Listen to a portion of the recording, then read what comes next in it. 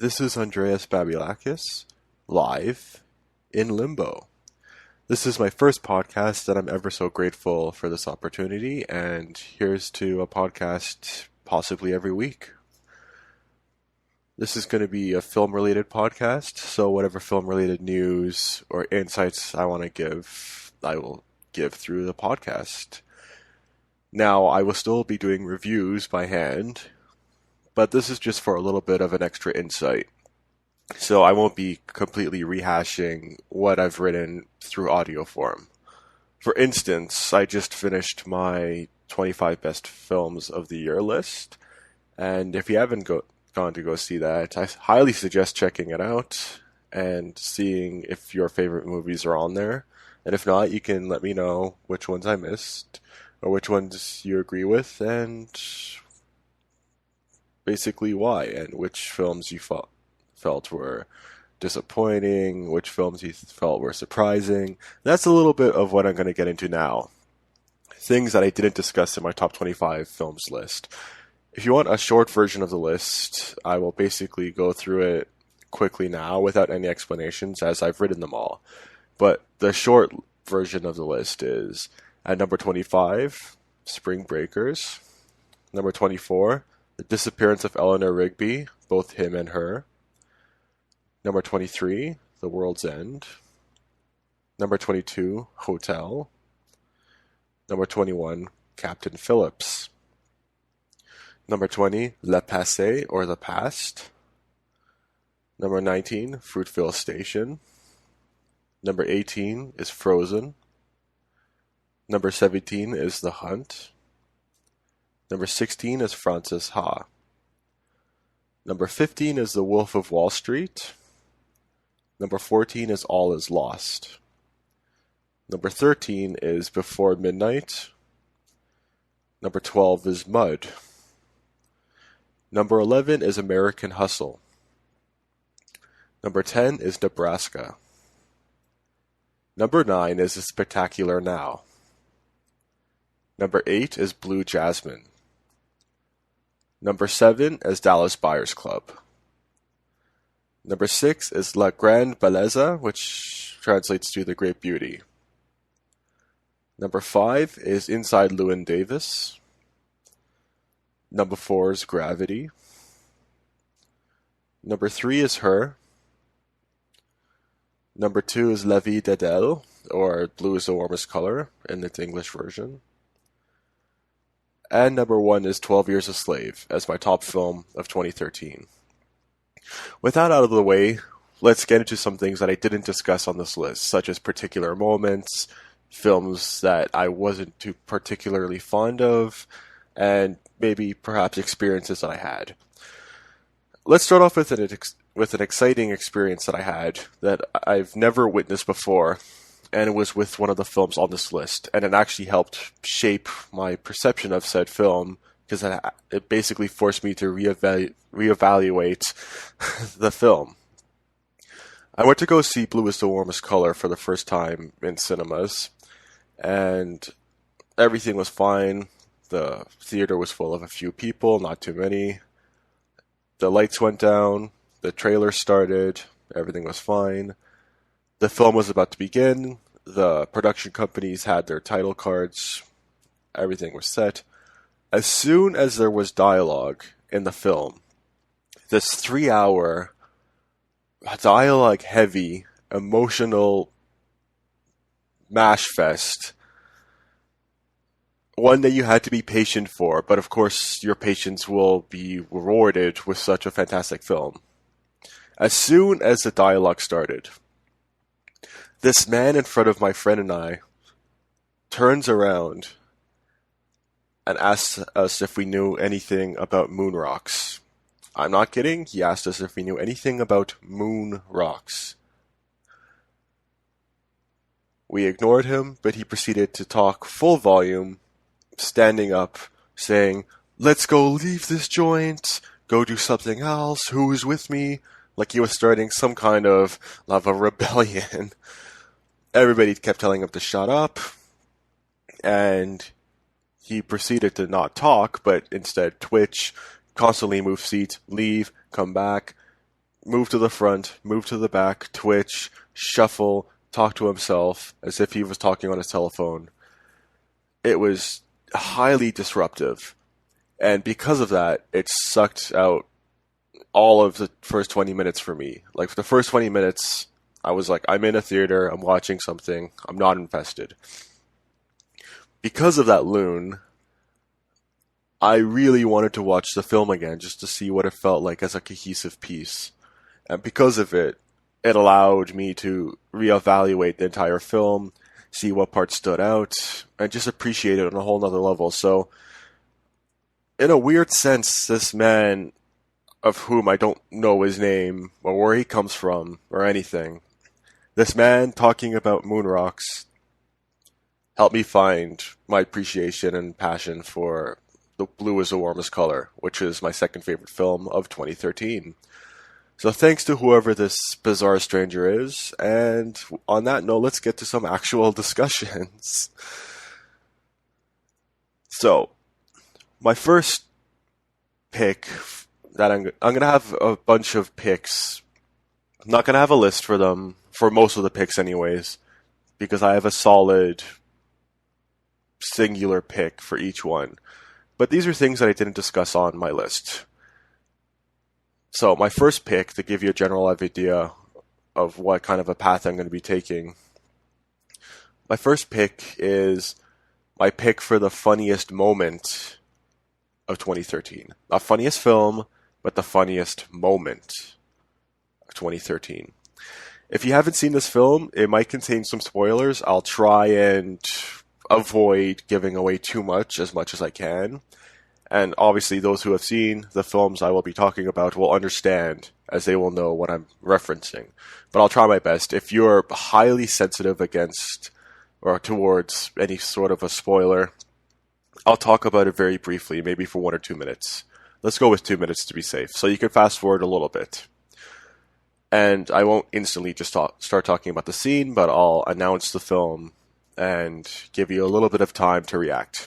So, the funniest moment of the year for me was in Scorsese's The Wolf of Wall Street. The Wolf of Wall Street had a lot of funny, hyper-stylized moments that break the fourth wall, that are full of just really energetic and chaotic hilarity. But my favorite moment was the fight that Leonardo DiCaprio and Jonah Hill have when they're both extremely high in Quaaludes. When they're both fighting on the floor and everything's slowed down and they can't even speak. It's the slowest fighting I've ever seen. Just could not stop laughing. And the fact that this lasts for a very long time, especially if you add the whole driving back home scenario, and even just when Leonardo DiCaprio is initially hit with the high from the Quaaludes, this goes on for a very long time, possibly even 10 minutes it felt like. But all of it is hilarious, none of it is filler, and just the funniest moment of 2013. Now, it's not the funniest film in my opinion though, although it is highly entertaining. The funniest film for me was Spike Jonze's Her. Of course, a lot of it was depressing, and a lot of it was very real and a satire of how we live now. But a lot of it was downright hilarious. A lot of it was funny because of the fact that a lot of it was poking fun at how we live now. When Joaquin Phoenix's character Theodore is playing online with a video game, and this cute little character comes and just starts spewing all of these swear words towards him. It's hilarious because you didn't expect this little being to swear, but at the same time, this could potentially be the future of video games. Because look at the way we play video games now. We talk like that all the time. We just aren't fully moving avatars that we have just yet, that we control with our own motions and bodies. So it's not like our own personas being portrayed through the actual game yet. You have Amy Adams' character creating a video game. about parenting and how it criticizes people for being failures as parents. You're failing your children, I think it said.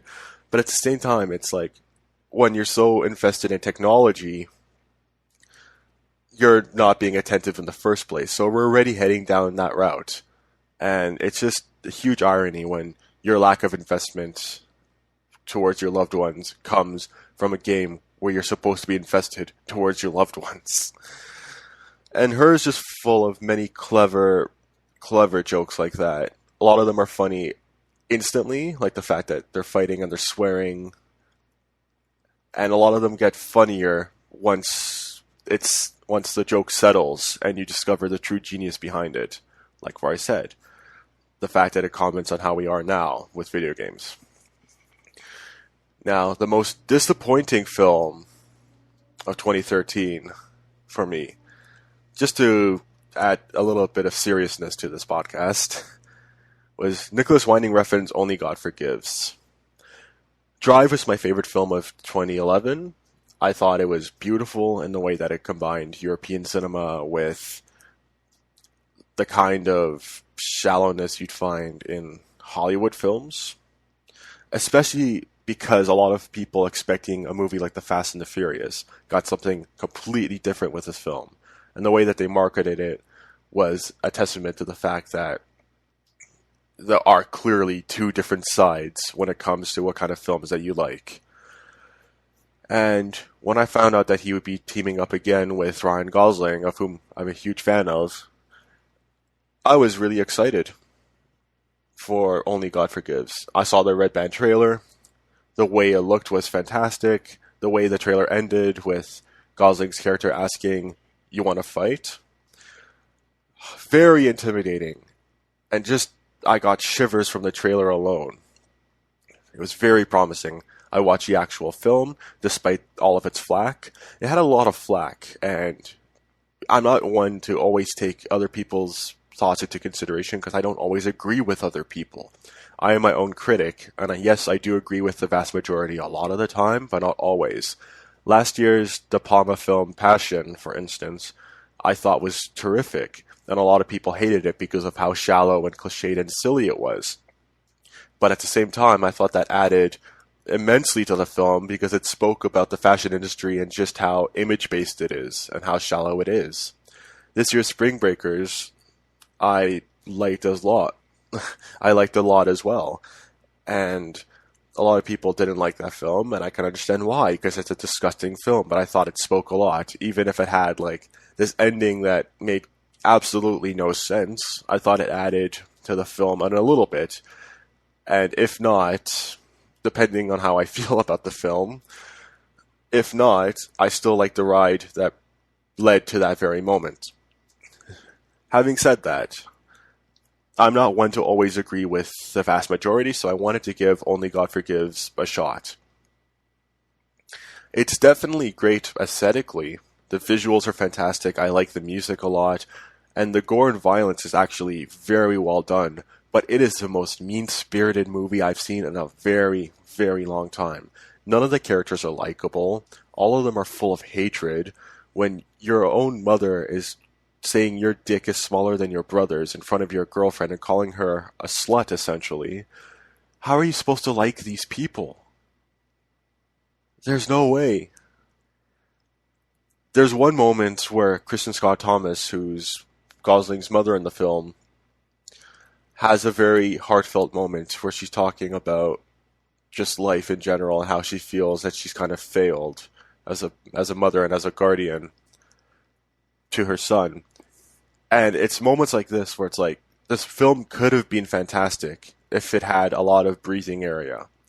But it didn't. So much of it was just shock after shock after shock after shock, fight after fight, scene after scene of bloodshed and gore, and just disgustingness. And is disgustingness a word? For some reason I don't believe it is. Nonetheless, it was a very disappointing film for me, and if you want to give it a shot, by all means, you might disagree with me, as a lot of people have, but I was just highly disappointed. But it wasn't my least favorite movie of the year. My least favorite movie of the year, by far, was movie 43. And yes, there were stupider movies than that movie, like A Haunted House, for instance. But the fact that so many people were tied up to this film, so many respectable figures, Hugh Jackman was tied up to this, Naomi Watts is tied up to this, Kate Winslet was tied up to this.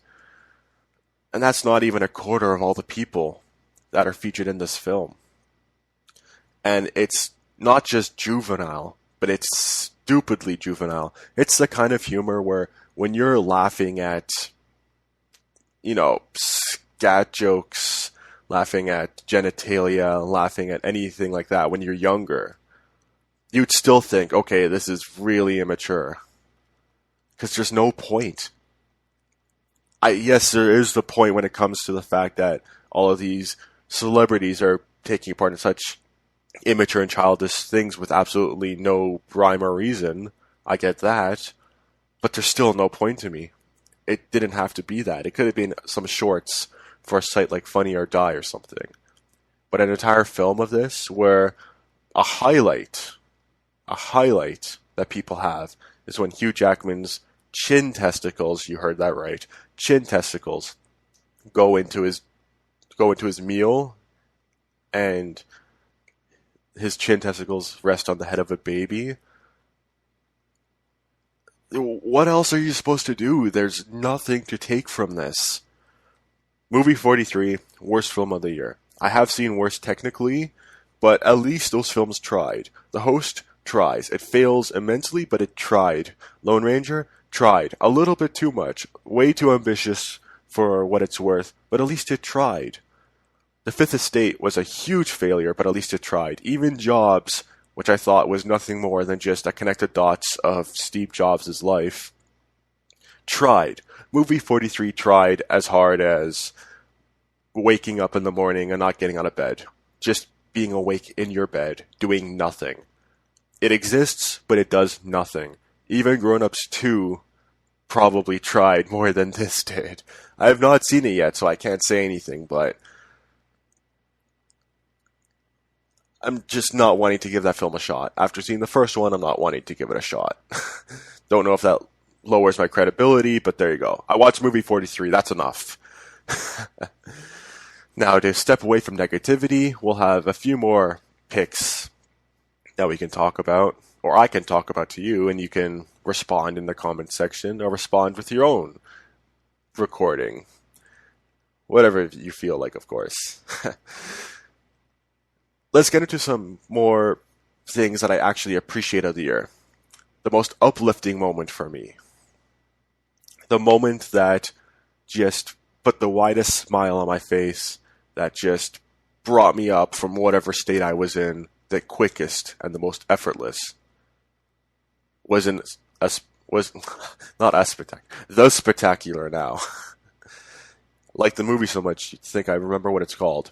The Spectacular Now has a very nice scene where Miles' character and Shailene's character are walking away from the beach.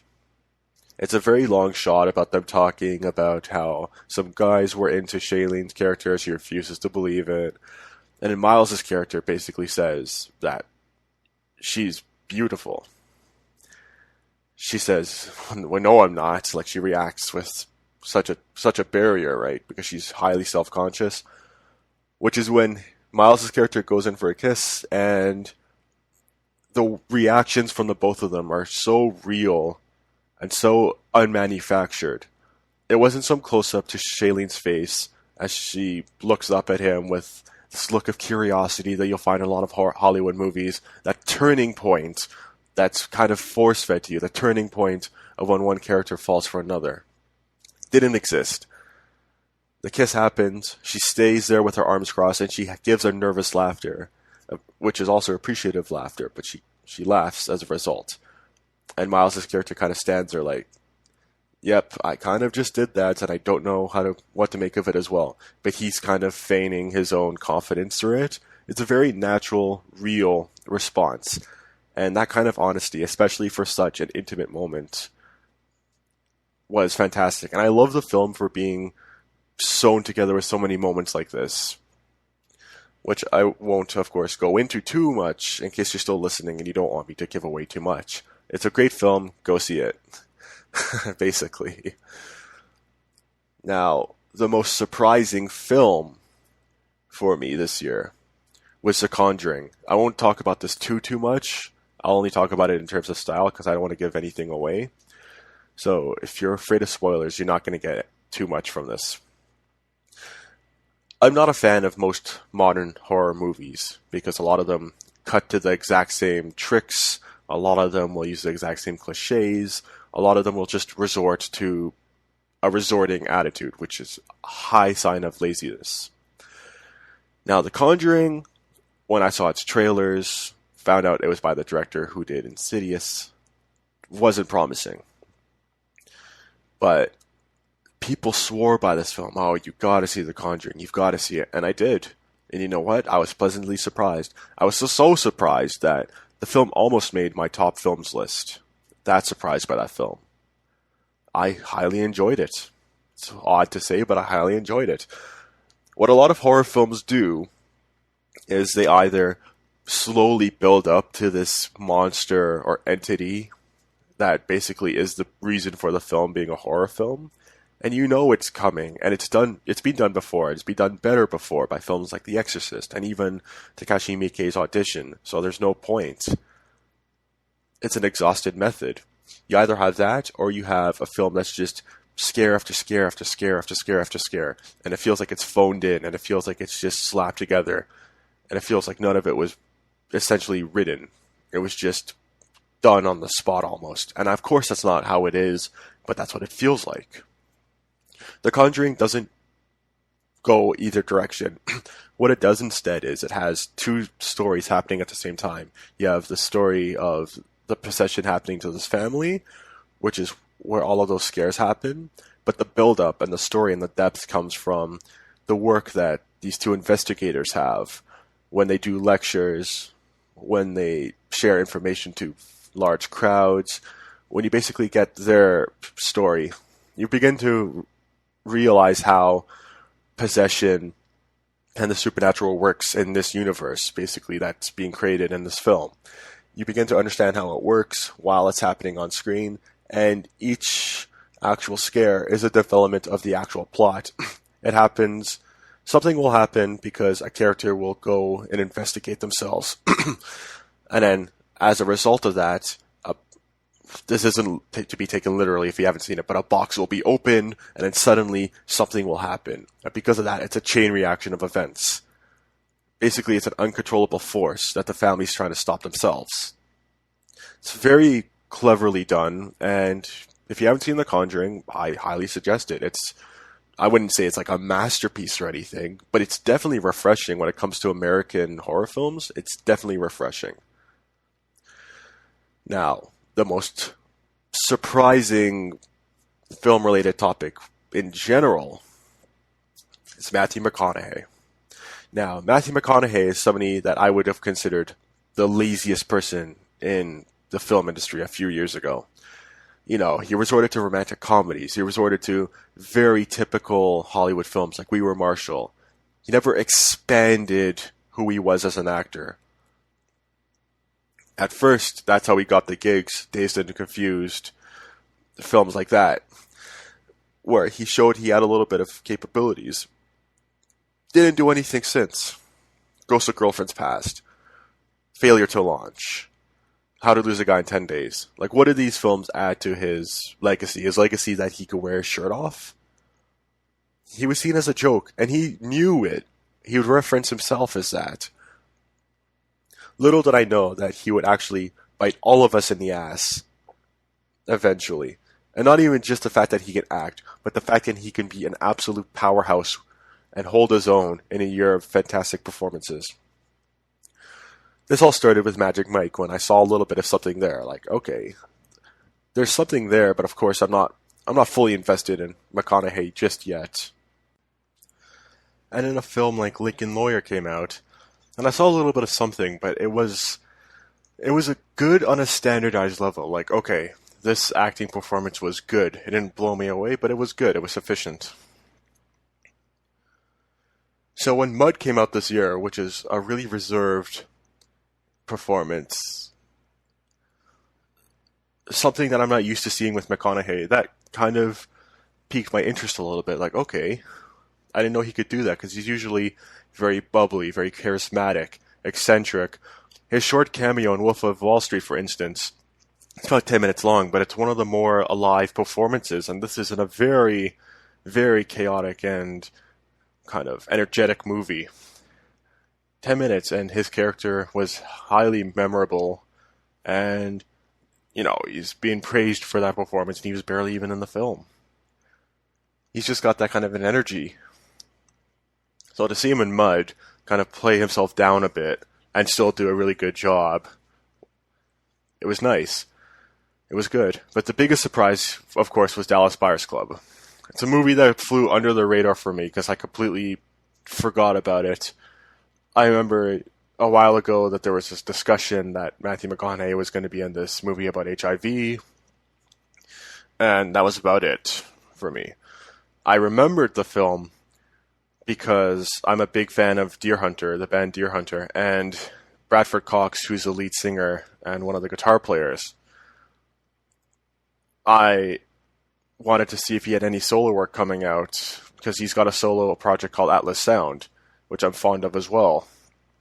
So I went to his Wikipedia page, read up on him, and I saw that he was making his film debut in Dallas Buyers Club.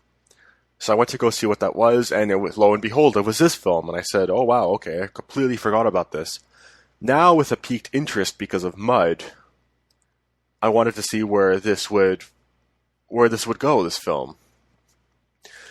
And instead of a charismatic, bubbly hero, you get a very gaunt Matthew McConaughey, who's a bit of an asshole at first. In fact, he's a big asshole at first. He's homophobic. He's just unlikable. He grunts. The way that he walks, like he's got like a thorn in his side. Of course he's got HIV, but even like before all of this, you can tell that he's just angry with the world, and he's just very self-centered. It's a very big turn for him. And I like that his performance was a lot more multidimensional, where he would gradually become a nicer and nicer person, and a more caring person. He didn't just become nice overnight. And he wasn't just nice to begin with. It's a very, very multifaceted performance, and it's McConaughey. McConaughey at his best. So, like I said, with Lincoln Lawyer and whatnot, I knew that he had the capabilities to be good, but after Mud and after Dallas Buyers Club, I discovered that he had the capability to be like fantastic. So Matthew McConaughey, biggest mind blower of 2013 in regards to film. Now, I'll give a quick rundown on these because these are kind of things that you have to experience for yourself. For instance, best cinematography of the year, I'll give it to films like To the Wonder, 12 Years a Slave had great cinematography, Blue is the Warmest Colour did, Gravity, of course, had wonderful effects. Even a film like Only God Forgives, which I wasn't too fond of, had great visuals. The Great Beauty, also great cinematography. So if you're into the visual aesthetics of films, go check those ones out. If you're into music and scores, again, 12 Years a Slave has a great score by Hans Zimmer. Her has a great score made by Arcade Fire. And a very clever soundtrack is The Wolf of Wall Street, where Scorsese is known for his use of old poppy songs in very violent and disturbing scenes. Like, for example, the human beings being played during a very, very violent fight in The Departed. It's a nice contrast. That's a throwback to Kenneth Anger's work in Scorpio Rising and the like. And a lot of filmmakers take this kind of approach with adding contrast in their films through music. And Scorsese is one of the best at it. Tarantino as well does a good job with it, and etc. So with Wolf of Wall Street, he stays in the 90s time period, yet he also does this exact same technique at the same time by having covers of retro songs from the 90s, like Lemonhead's Mrs. Robinson, which is originally by Simon and Garfunkel. So he gets a little bit of both worlds within his scenes, and I thought that was really clever. American Hustle also stays within its era's bounds or its era's boundaries, rather, with songs from the 70s that add to the film immensely and are great outside of it. And, of course, inside Llywen Davis, rather, has a great original score where it sounds like it'd be from the 60s, but it doesn't fake it by having the kind of fuzz that you would hear in recordings, because it's all played, quote-unquote, live. The techniques are from that era, but it still sounds like it's happening right in front of you, so I thought that was really well done. Now, we're going to end things off with another little bit of negativity. The last thing I want to talk about is the funniest performance, and I don't mean in a comedic sense, I mean in a sense where it just flat out didn't work. The funniest unfortunate performance for me of 2013, Channing Tatum in Side Effects. Now, I have respect for the guy. He is a very hard worker. He does try. I'm not going to call him lazy. I'm not going to call him, a terrible actor, but he just doesn't work for me most of the time. And he's a nice guy. Like I said, he tries. He really does try. So I have respect for anybody who tries, even if they fail. If they try, that's fine for me. If they just ride off on their good looks, you could tell he's trying not to just be the good-looking guy, but it just doesn't work. In Side Effects, there's a scene where I don't want to give too much away. Well, I guess I'm forced to, so if you haven't seen Side Effects, skip ahead for a minute. In Side Effects, there's a scene where he gets stabbed by his own wife, and literally his reaction is, "Oh no, call the police. Honey, stop it, don't do that." If you're getting stabbed, you'd be shrieking in pain. But not Channing Tatum. Guy's got balls of steel. Just nothing phases him. He's got strength. Like I said, he tries. He really does try. And somebody that I used to rag on a lot was James Franco, and look what he's done now. 127 Hours. Fantastic performance. Spring Breakers. He was one of the key things that made the movie work. Very good performance. Even his breakthrough in Freaks and Geeks, which got him the part. It's a reason why he's a working actor. It's because he was great in it. And I haven't always felt that he's done a very good job, but he's always tried. And that's the thing. If you try, I'll have respect for you. So you know what? I don't hate Channing Tatum. I'm just not a fan of his work. But he seems like a nice guy, and I wish the best for him. And hopefully, maybe with the right director, he'll turn around. You never know. One of the Wayans brothers did a great job in Requiem for a Dream. You never know. That's the end of this first podcast, and thank you for listening. If you have any films of your own you want to talk about, toss it in the comments section. And here's to next week with whatever topic I will be bringing up next. This is Andreas Babiolakis, live in Limbo.